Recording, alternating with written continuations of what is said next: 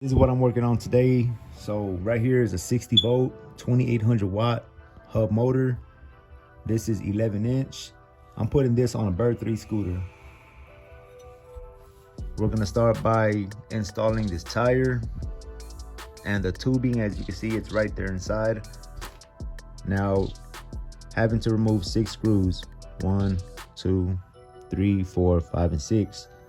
Once you remove those 6 screws, right here up top at this crease, this motor will split into 2, which will allow you to slide this right in for easier access. Let's go ahead and get this open.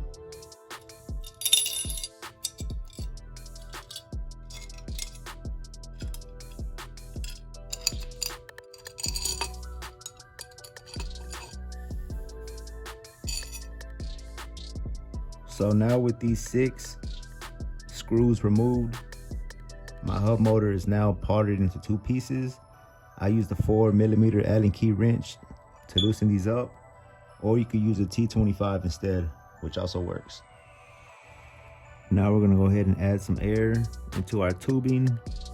And just in case you guys are wondering, the tire size is 90/65/6.5.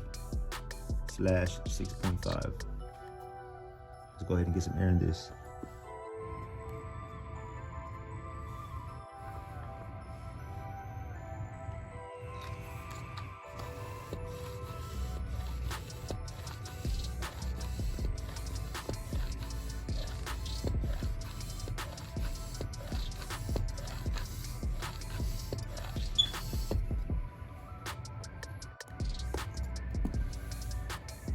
Now what you want to do is grab this top part that's not attached to the motor, and the little stem, you want to line that right into the stem, just like so.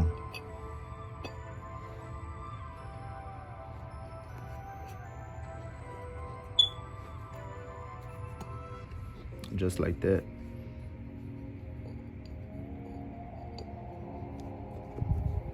And now we can put our back part on.